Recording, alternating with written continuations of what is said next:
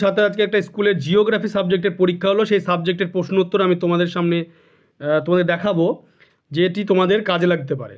Baharampur JN academy test exam 2025 geography subject. বিকল্পগুলি থেকে সঠিক উত্তরটি নির্বাচন করে লেখো। 14টি প্রথমে এমসিকিউ রয়েছে।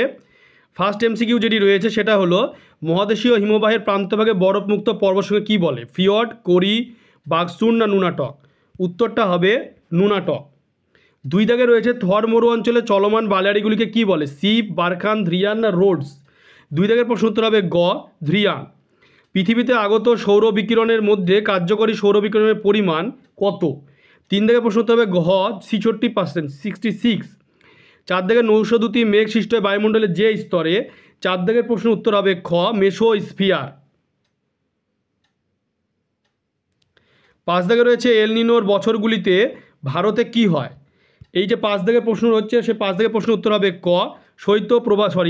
5 দাগের প্রশ্নের উত্তর হবে অনাবৃষ্টি হয়। 5-এর ক, অনাবৃষ্টি হয়। 6-এর যে মহাসাগরের সমস্ত সাময়িক বায়ু দ্বারা নিয়ন্ত্রিত হয়? 6 দাগের প্রশ্ন উত্তর হবে গ, ভারত মহাসাগরে। 7 দাগে রয়েছে, উচ্চ তাপমাত্রায় বর্জ্য পুড়িয়ে ফেলা হয় যে যন্ত্রে? 7 দাগের প্রশ্ন উত্তর হবে গ, ইনসিনারেটর। 8 দাগে রয়েছে, খোয়াই ক্ষয় বেশি দেখা যায় কোথায়, মানে কোন মাটিতে? সেই খোয়াই ক্ষয় বেশি দেখা যায় হচ্ছে ল্যাটেরাইট মাটিতে। 9 দাগের, ধর্মরুর পশ্চিমে বৃক্ষহীন শুষ্ক অঞ্চলকে কি বলে? 9-এর খ, বাগার বলে। 10-এ পশ্চিমী ঝঞ্ঝার পরে ভারতে বৃষ্টি হয় কখন? শীত ঋতুতে। এরপরে রয়েছে 11 দাগে, পরিবেশ স্বাভাবিক সুরক্ষায় কোন অঞ্চলে বনভূমি থাকা প্রয়োজন? 11 দাগের উত্তর হবে খ, 25%। 12 দাগে, পশ্চিমবঙ্গে কোন শহরে ধান গবেষণা কেন্দ্র রয়েছে? এটা হবে 12 দাগে গ, চুচুড়া। 13 দাগে, সপ্তম যে আদমশুমারি শহরে পুরুষ জনসংখ্যা কত শতাংশ কৃষিকাজে যুক্ত থাকতে পারে? এটা হবে খ, 25%। 14 দাগে যেটা রয়েছে, যে কোনটি ভূসমলয় কৃত্রিম উপগ্রহ? সেটা হবে ইনসাট।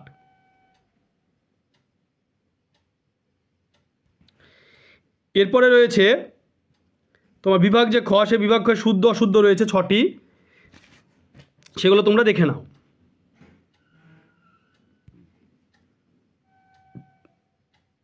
আমি তোদের আস্তে আস্তে দেখাচ্ছি, তোমরা দেখে নাও এগুলি।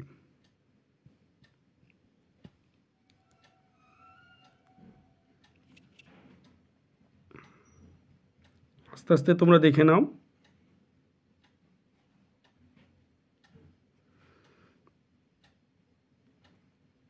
এরপর রয়েছে সঠিক শব্দ বা শব্দ নির্বাচন, শূন্যস্থান পূরণ রয়েছে 6টি, লিখতে হবে যে কোনো। আস্তে আস্তে দেখে নাও, প্রশ্ন তোমরা দেখতেই পাচ্ছ। এবার রয়েছে একটি বা দুটি শব্দ লিখো, 6টি যে কোনো।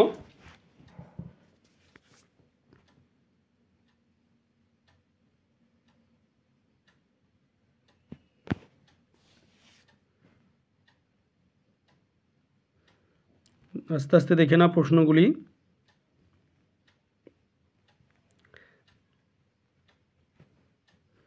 এরপরে বাম ডান মেলানো রয়েছে।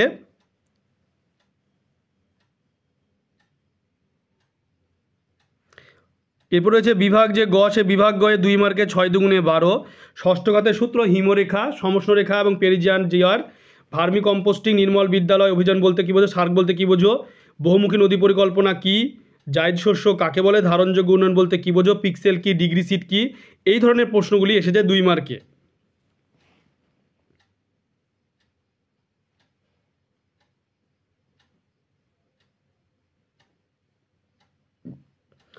এরপরে তোমরা দেখতে পাচ্ছ যে বিভাগ যে ঘ, সে বিভাগ ঘয়ে 3 মার্কে 3 4-এ 12। পর্বত অনুঢালে বৃষ্টি কম হয় কেন? সমস্ত নিয়ত বায়ু সম্পর্ক, বর্জ্য কীভাবে সম্পদে পরিণত করছে, জৈবভঙ্গু জৈব অভঙ্গের পার্থক্য, পরিবহন যোগাযোগ ব্যবস্থার পার্থক্য, কৃষি বনসনে কী কী সুফল পাওয়া যায়, ভূসমলয় সূর্য সমলয় উপগ্রহের পার্থক্য, উপগ্রহ চিত্র ভূবৈচিত্র্য মানচিত্রের মধ্যেও পার্থক্য। 3 মার্কে 3 4-এ 12 এই ধরনের প্রশ্ন এসেছে। বিভাগ ঘ, প্রশ্নটা আস্তে আস্তে দেখে নাও। বিভাগ যে ইও, সেখানে 5 মার্কের 5 দুগুণে 10। 5 মধ্যে বায়ুর সঞ্চয়ের ফলে যে 3টি ভূমিরূপ, সমুদ্রে জলস্রোত সৃষ্টি হয় কেন? 2 দাগের প্রশ্ন। এরপর হচ্ছে 3 দাগে বায়ুমণ্ডল উষ্ণতার তারতম্যের কারণ, চাপ বলয়ের সাথে নিয়ত বায়ুর সম্পর্ক। 5.2 দাগের হচ্ছে ভারতীয় মৌসুমী জলবায়ুর বৈশিষ্ট্য, চা চাষের অনুকূল প্রাকৃতিক পরিবেশ। ডোডামার অঞ্চলে লৌহ শিল্প ইস্পাত গড়ে উঠছে কেন? ভারতের শহরনগর গড়ে ওঠার কেন্দ্রীয় কারণগুলি সুনির্দিষ্ট উদাহরণ সহ আলোচনা করো।